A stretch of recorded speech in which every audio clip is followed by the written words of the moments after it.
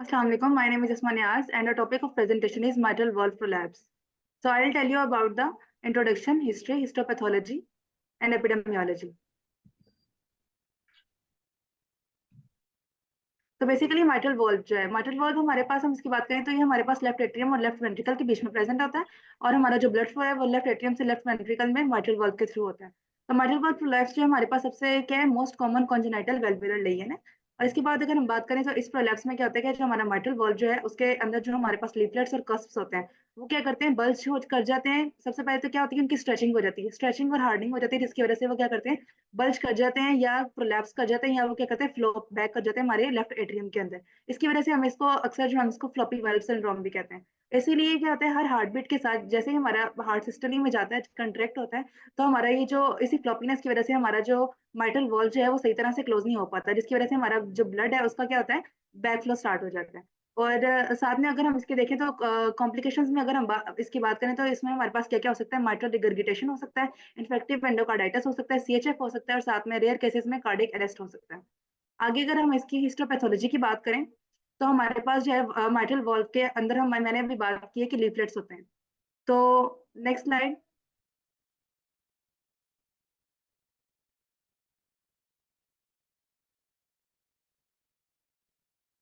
Next slide. Asma कि रुको। अगर हम बात करें। हम्म। दोबारा से शुरू करो। यार वो ना पता है क्या, माउस से हाँ वो माउस से स्लाइड्स आती हमारे होती है और मैं बटन दबाने बैठ जाती हूँ। अभी ये कहाँ तुम मिक्सोमेटाइज डिजेनरेशन पे पहुंच गई है। नहीं, मैं दोबारा से शुरू कर रही हूँ। 1 2 3 start. Assalamu alaikum. My name is Asma Niaz, and the topic of presentation is mitral valve prolapse. So I'll tell you about the introduction, history, histopathology, and epidemiology. तो सबसे पहले हम बात करें इंट्रोडक्शन की। तो mitral valve जो है हमारे पास, स्लाइड। mitral valve जो हमारे पास कहाँ पे प्रेजेंट होता है, लेफ्ट एट्रियम और लेफ्ट वेंट्रिकल के बीच में। और लेफ्ट एट्रियम से लेफ्ट वेंट्रिकल के अंदर जो ब्लड फ्लो होता है हमारे पास माइट्रल वाल्व के थ्रू होता है। तो ये हमारे पास जो most common congenital valvular lesion होती है, इसमें क्या होता है कि हमारे पास जो माइट्रल वाल्व है उसकी क्या होती है, उसके अंदर लिफलेट और जो कस्प होते हैं उनकी क्या होती है, स्ट्रेचिंग हो जाती है, हार्डनिंग हो जाती है। और वो क्या करते हैं कि वो फ्लोप कर जाते हैं, या वो क्या करते हैं, प्रोलैप्स कर जाते हैं या बल्ज अप कर जाते हैं, किसमें, हमारे लेफ्ट एट्रियम में। इसी वजह से समटाइम्स इसको हम फ्लॉपी वाल्व सिंड्रोम भी कहते हैं। और इसकी वजह से क्या होता है, इसी फ्लॉपीनेस की वजह से हमारा जो माइट्रल वाल्व है वो सही तरह से क्लोज नहीं हो पाता। और हर हार्ट बीट के साथ क्या होता है कि हमारा जो ब्लड है उसका क्या होता है, बैक फ्लो स्टार्ट हो जाता है। इसकी हम सीरियस कॉम्प्लिकेशंस की अगर बात करें तो क्या क्या हो सकता है, माइट्रल रिगर्गिटेशन हो सकती है, इन्फेक्टिव एंडोकार्डाइटिस हो सकता है, कंजस्टिव हार्ट फेलियर हो सकता है, और अगर हम रेयर केसेस की बात करें तो कार्डियक अरेस्ट हो सकता है। आगे अगर इसकी हिस्ट्री की बात करें, अगर हम हिस्टोपैथोलॉजी की अगर हम बात करें, तो हमारे पास माइटल वॉल्व के अंदर मैंने अभी बात की कि लीफलेट्स या कस्प वगैरह होते हैं, ठीक है। तो उसकी जो स्पॉन्जियोसा लेयर होती है उसमें क्या होती है, प्रोलिफरेशन सबसे पहले स्टार्ट होती है। साथ में क्या होता है कि उसके अंदर जो सेल्स हमारी इसी लेयर में प्रेजेंट होते हैं, स्पॉन्जियोसा लेयर में, वो क्या करते हैं, मल्टीप्लाई करते हैं, एक्सपेंड करते हैं। और उसके साथ क्या होता है, हमारे पास म्यूकोपॉलीसेकेराइड्स जो है उसकी एक्यूमुलेशन होना स्टार्ट हो जाती है, जो कि हमारे पास क्या है, ग्लूकोज की लॉन्ग चेन्स होती है। और इनकी क्या होता है, हमारे पास हाई वाटर कंटेंट होती है। जैसे ही हमारे पास ज्यादा होते हैं तो उससे क्या होता है कि हमारे माइटल वॉल्व की जो है थिकनेस और जो है रिडंडेंसी, मतलब कि डिफॉर्मिटी स्टार्ट हो जाती है इसकी लीफलेट्स की।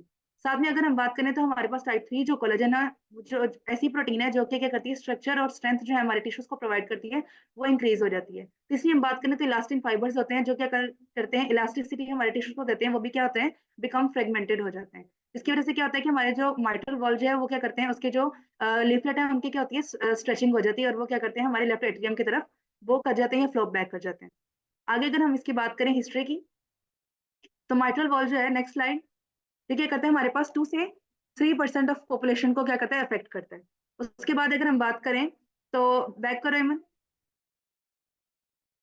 सबसे पहले तो ये क्या करते हैं, 1 in 40 people might have it. और सबसे पहले इसके बारे में हमें किसने बताया था, जॉन ब्रेरेटन बार्लो ने बताया था 1966 में। उसके बाद अगर हम बात करें तो इसका नेम जो है हमें किसने दिया था, सब्सिक्वेंटली टर्म एमवीपी किसने हमें इसके दिया था, जय माइकल क्राइली ने दिया था। उसके बाद अगर हम बात करें तो मिड सिस्टोलिक लीक हमें इसमें शो होता है, और क्या होता है, सिस्टोलिक मरमर आता है, ठीक है। मिड सिस्टोलिक लीक क्या होता है कि ड्यूरिंग सिस्टोली जो है इसके मिड में हमें क्या होता है, क्लिक की साउंड आती है, और साथ में हमें क्या होता है, सिस्टोलिक मरमर आती है, मतलब कि हार्ट की जो है ना मरमर हमें सुनाई देता है। जो किसने हमें बताया था, एम कफर ने और एम बार्बिलोन ने बताया था, किसमें, 1877 में, स्टेथोस्कोप का यूज करते हुए। अगला अगर हम बताएं इसकी एपिडेमियोलॉजी के बारे में, नेक्स्ट स्लाइड। Next slide. अगर हम बात करें तो ये जनरल पॉपुलेशन में क्या करती है, वेरी करती है, ठीक है। जब सबसे पहले अगर हम इसकी बात करें तो ये 2 to 3% लोगों में होता है। सबसे ज्यादा ये होता है हमारे पास फीमेल्स में, ये कॉमन होता है, या जिनमें क्या होती है हमारे पास कनेक्टिव टिश्यू की क्या होती है, डिजीजेज होती है, ठीक है। इसकी रेशियो अगर फीमेल टू मेल अगर हम देखें तो 3:1 रेशियो होती है, ठीक है, 3:1 रेशियो होती है। अगर कुछ स्टडीज ने बताया कि एमबीपी जो है हमारे पास 5 से 15% भी हो सकती है, इससे ज्यादा भी हो सकती है। 1985 में एक स्टडी हुई जिसमें उन्होंने हमें बताया कि 35% ऑफ हेल्दी टीनेजर्स में भी उन्होंने हमें ये शो किया, ठीक है। ट्रू प्रेवलेंस की अगर हम बात करें तो एमबीपी जो है, वैसे मैंने अभी आपको बताया कि 2 से 3% होती है। इन्होंने फिर एक स्टडी यहाँ पे की गई फ्रेमिंगम में, जिसमें उन्होंने बताया कि 2.4% लोगों में क्या हुआ, माइट्रल वॉल्व प्रोलैप्स है। फिर बात करें कि यूनाइटेड स्टेट्स में उन्होंने ऑटोप्सीज चेक की, मतलब ऑटोप्सीज ये होता है कि हमने डेड बॉडीज जो है उनकी हमने क्या होता है कॉज ऑफ डेथ उन्होंने हमने पता करते हैं, ठीक है। तो यूनाइटेड स्टेट्स में जो 7% जो है ऑटोप्सीज में जो है हमें ये पता लगा कि एमबीपी था, ठीक है। उसके बाद इन्होंने एक और स्टडी की, ताइवानी चेस स्टडी, हार्ट स्टडी इन्होंने की एशियन की अडल्ट मिलिट्री में इन्होंने की, जिसमें पता लगा कि 18 से 39 की एज के जो लोग थे उनमें क्या हुआ कि 2442 पीपल जो थे उनमें से 3.36 लोग जो थे उनमें क्या था, माइट्रल वॉल्व प्रोलैप्स था। अब अगर बात करें कि उन लोगों में, तो उन लोगों में माइट्रल वॉल्व प्रोलैप्स में क्या क्या उनको शो होता था, उनके क्या थे, बीएमआई कम था, उनके क्या थे सोमैटिक सिम्टम्स जो कि एक्सरसाइज से रिलेटेड थे, जैसे कि उनके क्या थे, चेस्ट पेन हमें शो होती थी, उनकी डिज्निया शो हुई थी, और क्या थी, पाल्पिटेशन थी, साथ में क्या ऑस्कलेटेशन पे उनको क्या मिला था, सिस्टोलिक क्लिक मिला था। फिर अगर बात करें कि 7 आउट ऑफ 82 पार्टिसिपेंट जो थे हमारे पास एमबीपी के, उनमें क्या था, अक्सर हमें क्या शो होता था, माइल्ड पेक्टस एक्सकेवेटम शो होता था, जिसमें क्या होता है कि हमारी रिब्स और जो हमारी जो स्टर्नम होती है वो क्या करती है, इनवर्ड जो है उसकी बल्जिंग हो जाती है। नेक्स्ट जो है एमन विल प्रेजेंट। Thank you. अस्सलाम वालेकुम, I am Iman and I am here to present etiology of mitral valve prolapse. Mitral valve prolapse की जो कॉज है वो अननोन भी हो सकती है और हेरिडिटी से लिंक्ड भी हो सकती है। The primary form of mitral valve prolapse is seen frequently in people with Marfan syndrome और other inherited connective tissue diseases. Marfan syndrome भी जो है वो बेसिकली कनेक्टिव टिश्यू डिसऑर्डर ही है जो कि इनहेरिटेड है। In secondary mitral valve prolapse may be due to ischemic damage to the papillary muscles attached to the chordae tendineae। chordae tendineae क्या है, ये बेसिकली एक स्ट्रॉन्ग फिब्रस टिश्यूज है जो कि अटैच्ड होते हैं पेपिलरी मसल्स के साथ। उसके बाद हम नेक्स्ट जो है वो और भी उसकी कॉजेस पढ़ेंगे माइट्रल वाल्व प्रोलैप्स की, जिसमें है damage to valvular structures during acute myocardial infection, rheumatic heart disease और hypertrophic cardiomyopathy. Rheumatic heart disease क्या है, इसमें क्या होता है कि हार्ट की जो वाल्व्स होती हैं वो परमानेंटली डैमेज हो जाती है due to rheumatic fever. It can be caused by myxomatous degeneration. Myxomatous degeneration क्या है, it is basically progressive disarray of valvular structures, ठीक है। इसको हम आगे और एक्सप्लेन करेंगे। डिजनरेशन इज यूजुअली इडियोपैथिक, मतलब कि जो मैक्सोमेटस डिजनरेशन है वो उसकी जो कॉज है वो इडियोपैथिक भी हो सकती है, and although may be inherited in an autosomal dominant और rarely in an excellent recessive fashion. मतलब कि इडियोपैथिक भी हो सकती है और इनहेरिटेड भी हो सकती है मैक्सोमेटस डिजनरेशन। अच्छा, उसके बाद मैक्सोमेटस डिजनरेशन को ये मैं पहले ही बता चुकी हूँ कि नॉन इन्फ्लेमेटरी प्रोग्रेसिव डिसअरे है ऑफ वाल्वुलर स्ट्रक्चर्स। कॉज कैसे होता है जी, मैकेनिकल इंटेग्रिटी में डिफेक्ट आ जाता है लीफलेट की, वाल्वुलर लीफलेट की, due to altered synthesis and remodelling by type 6 collagen.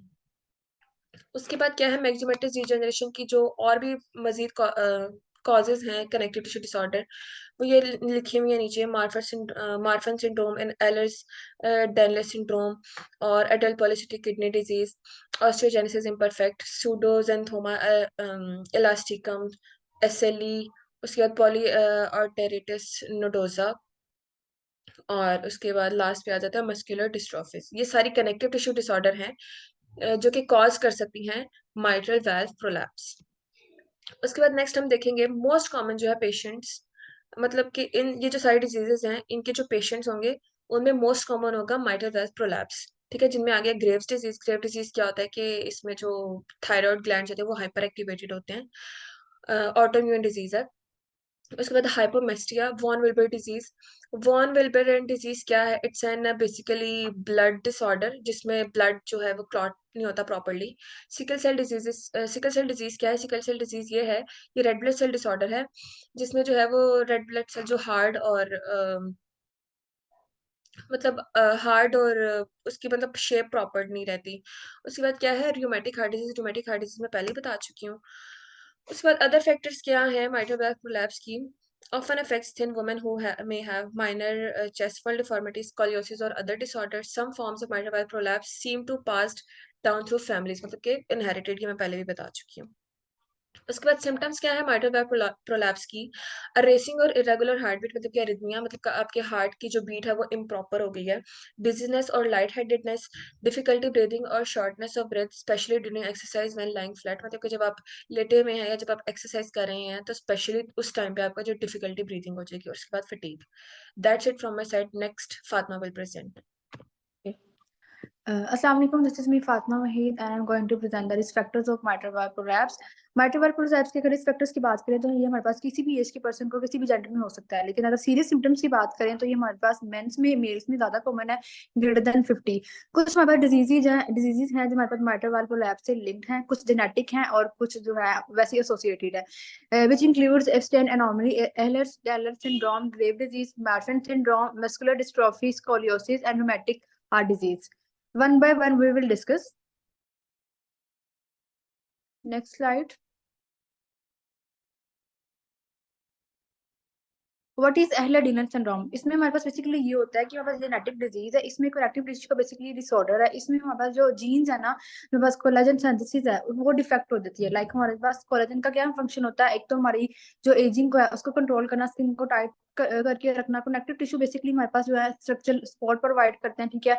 हमारी जो है स्ट्रक्चर सपोर्ट के अलावा हमारी जो है इलास्टिसिटी है उसको मेंटेन करके रखते हैं। अगर हमारे पास कोलेजन की सिंथेसिस जो है डिफेक्ट हो जाएगी तो हमारी जो स्किन है वो हाइपर एक्सटेंसिबिलिटी की तरफ चली जाएगी, बहुत इलास्टिसिटी हो जाएगी, उसमें इजीली ब्रूजिंग हो सकती है। क्योंकि जो अगर स्किन इलास्टिक हो सकती है ऑब्वियसली जिसके अंडरलाइन स्ट्रक्चर्स हैं लाइक ब्लड वेसल्स हैं, कैपिलरीज हैं, वो भी डिफेक्ट हो जाएंगी, उसको भी वो सफिशिएंटली जो है प्रोटेक्ट नहीं कर सकेगा। इसी तरह हमारे पास एट्रोफिक स्कार फॉर्मेशन होगी और हमारे पास हार्ट डिजीजेस भी इसमें आ सकती हैं। मोस्टली हमारे पास माइट्रल और आयोटिक वाल्व की इंसफिशिएंसी हो सकती है, क्योंकि जो माइट्रल वाल्व प्रोलैप्स है बेसिकली इसमें होता ही है कि उसकी बल्जिंग हो जाती है अपर की तरफ। जो कोडेड टेंडन ही है उसने हमारे पास जो लिफ्टर्स होते हैं उसको हमारे पास कनेक्ट किया होता है पेपिलरी मसल्स से। अगर बेसिकली हमारे पास ये है ही कनेक्टिव टिश्यू डिसऑर्डर, अगर इसमें हमारे पास जो है कनेक्टिव टिश्यू में ही हमारे पास स्ट्रेचिंग हो जाती है जिसकी वजह से हमारे पास कोडेड टेंडन ही है वो उसको कनेक्ट नहीं कर सकता और जो माइट्रल वाल्व प्रोलैप्स की ना अपवर्ड की तरफ बल्जिंग हो जाती है। नेक्स्ट इन एब्सेंट एनोमली, ये हमारे पास बेसिकली कंजेनिटल हार्ट डिजीज है। इसमें जो ट्राइकस्पिड वाल्व है ना अपनी नॉर्मल पोजीशन से डिस्लोकेट हो जाता है, मतलब नॉर्मल पोजीशन से थोड़ा लोअर जो लोकेट होता है। इसमें हमारे पास बेसिकली एटियल सेप्टल डिफेक्ट की वजह से होती है। अगर एटियल सेप्टल डिफेक्ट की बात करें बेसिकली हमारे पास ये होता है कि जो एटियल सेप्टल डिफेक्ट है ना, जो अपर टू चैम्बर्स जो होते हैं हमारे हार्ट के उसके दरमियान सेप्टम प्रेजेंट होता है, सेप्टम के दरमियान में हमारे एक होल क्रिएट हो जाता है। होल क्रिएट होने की वजह से हमारे पास अब नॉर्मेलिटी आ जाती है, जिसकी वजह से जो हमारे पास शॉर्टनेस ऑफ ब्रेथ आ जाती है, साइनोसिस हो सकता है। और बेसिकली जो है ना डिजीज बेसिकली नियोनेट्स में होती है, मतलब ड्यूरिंग जो है प्रेगनेंसी में हो सकती है चाइल्ड को या after delivery. Next we will discuss Grave disease. Basically हमारे पास ऑटो इम्यून डिसऑर्डर है। इसमें जो थायराइड ग्लैंड है इसमें हमारे पास जो है ओवर जो है उसकी सिक्रीशन हो जाती है। थायराइड ग्लैंड की ओवर सिक्रीशन की वजह से हमारे पास हार्ट पे इसका जो इफेक्ट होता है वो ये होता है कि बीटा ए एड्रिजेनिक और एम्प्टी म्यूस्कुलिन रिसेप्टर्स होते हैं, इस पे इसका हाई इफेक्ट होता है, जिसकी वजह से हमारे पास सिंपैथेटिक एक्टिविटी होती है वो इनहैंस हो जाती है। टैकीकार्डिया हो सकता है हमारे पास, ठीक है, शॉर्टनेस ऑफ ब्रेथ हो सकती है, ठीक है, हमारे पास कार्डियक आउटपुट है वो डिक्रीज हो सकता है। उसके अलावा हमारे पास पेरिफेरल जो एडिमा हो सकता है। इसके अगर हम उसके क्लिनिकल मैनिफेस्टेशन की बात करें इसमें हमारे पास क्या होता है, जाना लग चेस्ट पेन हो सकती है, एक्सरसाइज इंटॉलरेंस हो सकती है और कंजस्टिव हार्ट फेलियर भी हो सकता है। Next is rheumatic heart disease. Basically condition ये है कि इसमें हमारे पास जो हार्ट वॉल्स होते हैं वो परमानेंटली डैमेज हो जाते हैं रूमेटिक फीवर की वजह से। रूमेटिक फीवर की बात करें, रूमेटिक फीवर बेसिकली हमारे पास एक ऑटो इम्यून डिजीज है और इन्फ्लेमेटरी डिजीज है। इसमें हमारे पास क्या होता है, जब हमारे पास स्ट्रेप थ्रोट या फिर हमारे पास सोर थ्रोट का इन्फेक्शन होता है, उसमें बेसिकली हमारे पास बैक्टीरियल इन्फेक्शन है, स्ट्रेप्टोकोकल बैक्टीरिया की वजह से होता है। तो उसकी अगेंस्ट हमारे पास एंटीबॉडीज बनती है ना, उसका स्ट्रक्चर जो है हमारे पास जो हमारी सॉफ्ट टिश्यूज होते हैं लाइक हार्ट के, बोन्स के, उसका स्ट्रक्चर जो है बिल्कुल सिमिलर होता है जो बैक्टीरिया स्ट्रेप्टोकोकल बैक्टीरिया का स्ट्रक्चर होता है। तो हमारा जो ऑटोइम्यून हमारा जो बॉडी है हमारी अपनी ही बॉडी के अगेंस्ट जो है वो एंटीबॉडीज बनाना शुरू कर देती है और हमारे जो हेल्दी टिश्यूज होते हैं लाइक हमारे हार्ट में प्रेजेंट है या बोन्स में है तो उसको भी इफेक्ट कर देती है। और उसका हार्ट पे हमारा ये इफेक्ट होता है कि लाइक हार्ट टिश्यूज ऑब्वियसली अगर डैमेज होंगे हार्ट प्रॉपर्ली कॉन्टेक्ट नहीं कर पाएगा, तो उसकी वजह से हमारे पास माइट्रल वाल्व की इंसफिशिएंसी हो सकती है, यहाँ पर वेरियस हार्ट डिजीज हमारे पास हो सकती है। नेक्स्ट डिस्ट्रेने मस्कुलर डिस्ट्रोफी की बात करें, बेसिकली हमारे पास एक जेनेटिक डिजीज है जो एक्स क्रोमोसोम पे हमारे पास प्रेजेंट होती है। इसमें हमारे पास डिस्ट्रोफिन प्रोटीन होती है, वो हमारे पास उसका फंक्शन होता है कि जो हमारे पास मस्कुलर फाइबर्स होते हैं उसकी प्रोटेक्शन करना अगेंस्ट ब्रेक डाउन। अब इसमें ये होता है, मस्कुलर डिस्ट्रोफी की बात करें हम, इसमें ये होता है कि हमारे पास बेसिकली मेल्स में कॉमन होती है और ये हमारे पास हार्ट पे डिफेक्ट करती है, लाइक हार्ट की मसल्स की जो एट्रोफी होती है।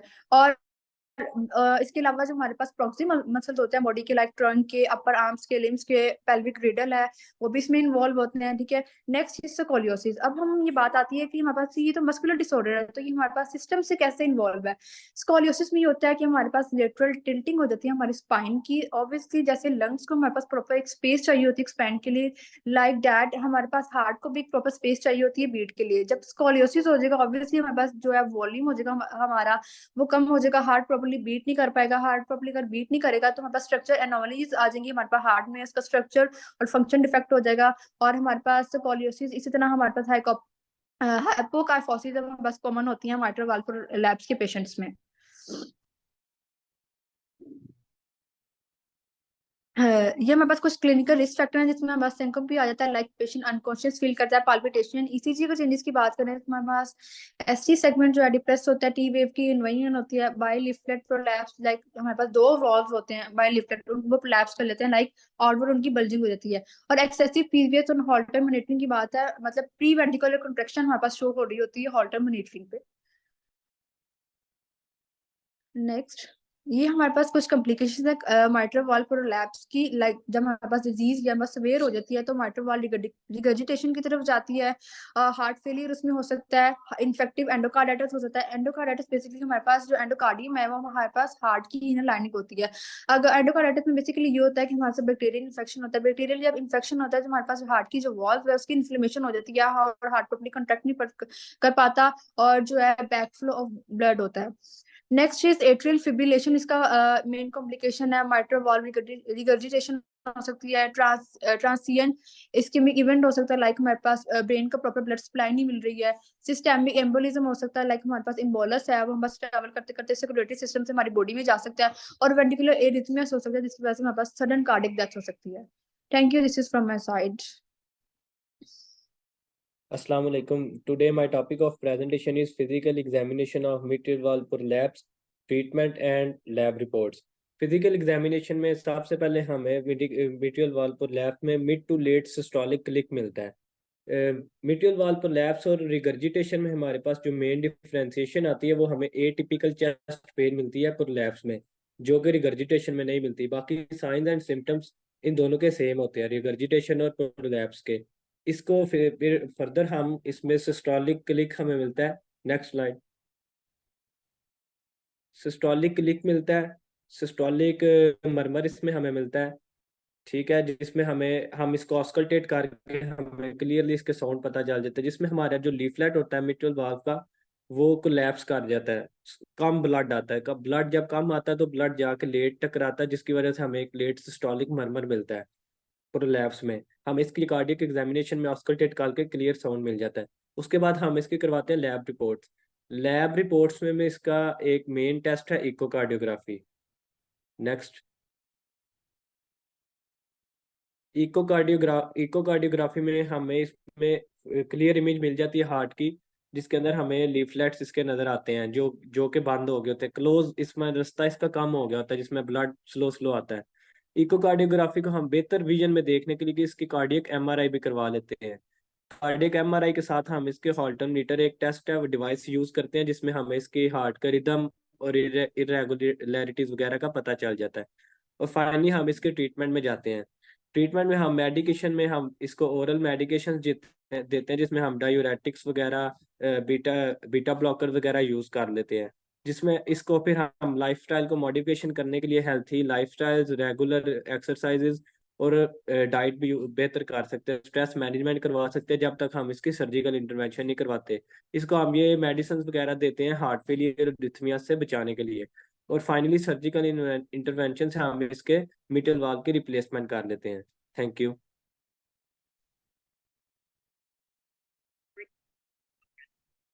Assalamualaikum. My name is Nisha Aman, and today I'm going to present mitral valve prolapse. की एक केस स्टडी। हम यहाँ पे केस स्टडी करने जा रहे हैं। तो हमारे पास एक वुमेन है जो कि 27 ईयर ओल्ड थी। उनके जो प्रीवियस डायग्नोसिस हुआ था, उनकी हिस्ट्री में ये चीज़ उनको माइट्रल वॉल्व प्रोलैप्स हुआ था, होता है, और उनकी जो है माइल्ड रिगर्जिटेशन भी हुई थी, जो कि बैक फ्लो ऑफ ब्लड है उस माइट्रल वॉल्व प्रोलैप्स की वजह से, जो रिसर्च से इसे जो ब्लड का बैक फ्लो हुआ। उनको रिप्रेजेंट किया जाता है इमरजेंसी में, और वहाँ पर उनको जब एग्जामिन किया जाता है तो उनके हार्ट यानी कि उनको काट दिया था, और उनके जो हीमोडायनेमिक्स यानी वाइटल्स थे वो भी अनस्टेबल थे। उसके बाद उनको CPR दिया जाता है। Return of spontaneous circulation was achieved 30 minutes later, यानी उनकी जो वाइटल्स जो हम लोगों ने अभी देखे थे जो एबनॉर्मल थे उनको 30 मिनट के अंदर अंदर CPR देके नॉर्मल किया जाता है। अब पोस्ट रिससिटेशन उनकी ECG करवाई जाती है, जो कि शो करती है कि उनका QT इंटरवल जो है वो प्रोलॉन्ग है, यानी हमारे जो ECG के वेव्स हैं PQRS उनमें QT इंटरवल प्रोलॉन्ग। उसके बाद उनको दोबारा से उनकी जो फाइंडिंग की जाती है, उनके इलेक्ट्रोलाइट की फाइंडिंग की जाती है, तो उसमें पता चलता है कि उनको हाइपोकैल्सीमिया है, और अब किसी ना किसी जगह पे ये हाइपोकैल्सीमिया वेंट्रिकुलर इरिथमिया कॉज कर रहा था इनके हार्ट के, क्योंकि उनका जो पोलराइजेशन थी वो खराब हुई हुई थी, इस वजह से हाइपोकैल्सीमिया उनको सीवियर हाइपोकैल्सीमिया था। अब उनकी जब उनको रिससिटेशन करा दी जाती है, उसके बाद देखा जाता है तो उनके वाइटल्स जो हैं वो उनको कोई QT इंटरवल दोबारा नजर नहीं आता, उनके वाइटल्स सही हो जाते हैं, किसी चीज की उनके जो QT इंटरवल है वो कम हो जाता है, मतलब नॉर्मल हो जाता है, पहले जो बड़ा होगा तो वो है। थोड़े बहुत एरिथमियाज अभी भी देखे जा सकते हैं उनके टेस्ट में। नॉन सस्टेन वेंट्रिकुलर टैकिकार्डिया उनकी एपिसोड को देखी जा सकती है। इसके बाद ये एक कॉमन टैकिकार्डिया की टाइप है, मतलब काफ़ी लोगों में ये देखी जाती है। Patient suffer diffuse hypoxic brain encephalopathy secondary to prolong cardiopulmonary resuscitation, यानी रिससिटेशन के बाद उनको हाइपोक्सिया हो जाता है ब्रेन की। जब उनका ग्लासकोमा स्केल पे देखा जाता है तो उनकी ब्रेन थोड़ी सी कम थी, क्योंकि CPR देने की वजह से उनके ब्रेन में हाइपोक्सिया हो गया था। ये यहाँ तक हम देख लेते हैं। अब इसके बाद हम फिजिकल साइंस देखेंगे। वो किस, जब हमने उसको देखा तो अगर हमने उनको स्टेथोस्कोप्स की मदद से उनकी जो हार्ट साउंड को जब हमने कोशिश की तो हमें एक क्लिकिंग साउंड सुनाई दी, एक वुशिंग साउंड यानी मरमर सुनाई दिया था। के बाद फर्दर एग्जामिनेशन पे एक होलो सिस्टोलिक मरमर सुनाई दी थी, जिसके साथ एक मिड सिस्टोलिक क्लिक भी था। ये जो है ये शो करता है कि उस पेशेंट को माइट्रल वॉल्व प्रोलैप्स है। ये चीज़ें इस तरह की क्लिक समझ शो करती हैं, और उनको वेंट्रिकुलर टैकिकार्डिया की शिकायत थी। और ये जो हमारे पास 27 ईयर ओल्ड पेशेंट थी, ये मतलब अनकॉन्शियस हालत में हमारे पास इमरजेंसी में। अब इनके डिफरेंशियल डायग्नोसिस कुछ बनाए गए, उनमें तो सबसे पहले mitral valve prolapse leading to repolarisation abnormality, जैसे कि मैंने आपको बताया कि इनके माइट्रल वॉल्व प्रोलैप्स की वजह से इनकी रिपोलराइजेशन ऑफ हार्ट मसल है वो खराब हो रही है। इसकी वजह उसके बाद acquired long QT syndrome secondary to hypocalcaemia, ये एक कंजेनाइटल डिसऑर्डर है जो कि हार्ट की जो है रिपोलराइजेशन को खराब करता है, और हमारा ब्लड लीकिंग भी कॉज होती है इसमें। इसके बाद है जी कैटेकोलेमिनर्जिक पॉलीमॉर्फिक वेंट्रिकुलर टैकिकार्डिया, ये भी इसी तरह की एक डिसीज है, एक्वायर्ड डिसीज है, कंजेनाइटल है। इसके अलावा कंजेनाइटल लॉन्ग QT सिंड्रोम, क्योंकि हमें ECG में QT का जो इंटरवल है वो काफ़ी प्रोलॉन्ग नजर आया था, इसलिए इसका ये डायग्नोसिस भी बन सकता था। और जो हाइपरट्रॉफिक कार्डियोमायोपैथी है, ये इसमें जो हार्ट की वॉल्स हैं स्टिफ हो जाती हैं, जिसकी वजह से वो हार्ट पंप नहीं कर पाता, मेजरली लेफ्ट वेंट्रिकल को ज़्यादा अफेक्ट करती है। इसके अलावा एक्यूट कोरोनरी सिंड्रोम का भी हम डायग्नोसिस बनाया। डायग्नोस्टिक टेस्ट क्या हमने इसमें कराए हैं, मेजरली इसमें जो हम टेस्ट कराते हैं वो इकोकार्डियोग्राम कराते हैं, जिससे सबसे ज़्यादा पता चलता है कि ये क्या आगे हार्ट में कितना ज़्यादा वो हो रहा है, रिगर्जिटेशन हो रही है या क्या इसका। जैसे इकोकार्डियोग्राम हमें अल्ट्रासाउंड होता है, यहाँ पे तो उसमें हमें पता चलता है कि जहाँ पे इमेजेस देखी जाती हैं, हार्ट के चैम्बर्स देखे जाते हैं, तो वहाँ पे पता चलता है कि माइल्डली वेजिटेशन है, क्योंकि लीफलेट सही से बंद नहीं हो पा रहे हमारे हार्ट के, तो ये हमें प्रोलैप्स बताता है कि ये इस वजह से प्रोलैप्स हुआ है हार्ट में। इसका डेफिनेटिव डायग्नोसिस हमें मजीद हम इन चीज़ों से देख सकते हैं, जैसे एक्सरे करा सकते हैं, हमने उनका कराया। उसके बाद उसमें हमें नज़र आई कि डिगर्जिटेशन, इकोकार्डियोग्राम जैसे कि मैंने आपको बताया, ईसीजी भी कराई थी ताकि उससे हमें पता चला कि क्यूटी इंटरवल में वो बड़ा होता है। इसके बाद एक्सरसाइज स्ट्रेस टेस्ट भी करा सकते हैं इस डेफिनेटिव डायग्नोसिस कराने के लिए भी, एक स्पेसिफिकली कौन सी डिसीज है। इसके अलावा कार्डियक कैथेटराइजेशन।